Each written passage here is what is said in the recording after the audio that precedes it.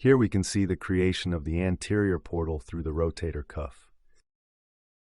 Then comes the creation of the anterosuperior portal.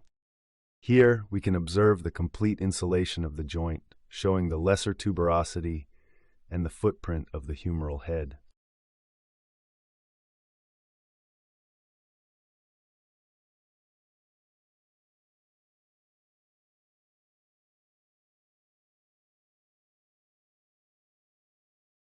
Now we reach the debridement of the footprint.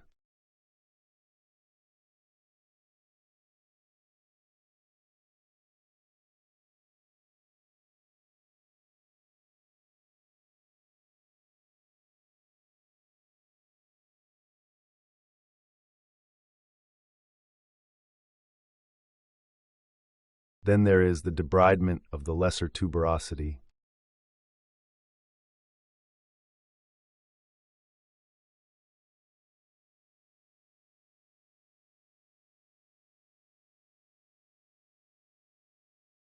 Now for the identification and dissection of the lesser tuberosity.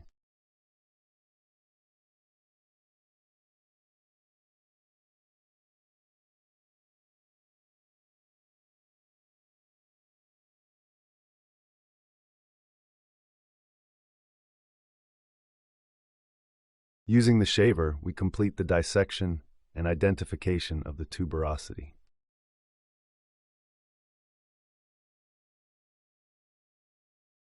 Now for the complete debridement through the rotator cuff interval, avoiding injury of the biceps pulley to keep the biceps stable in its position.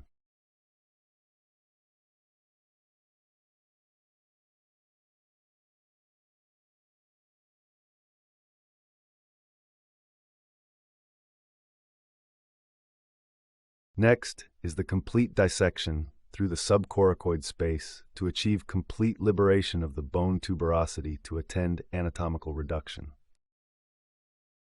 This is the complete view of the subscapularis from anterior side, revealing complete dissection in the subcoracoid recess.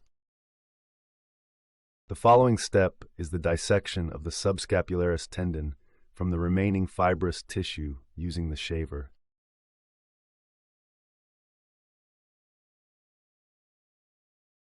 Using the arthroscopic dissector to dissect all the fibrous tissues and liberation all over the anterior aspect of the subscapularis tendon.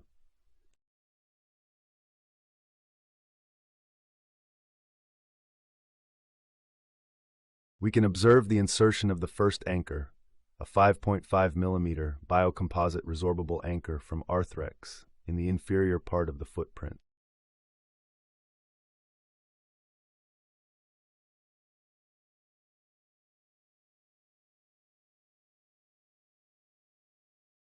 Now it is time for the insertion of the second anchor, triple loaded in the superior part of the footprint.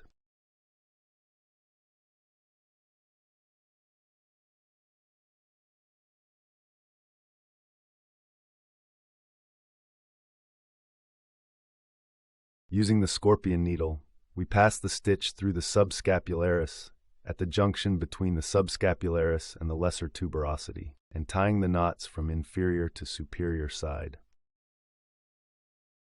Here we are still watching the passing of the sutures by the scorpion needle.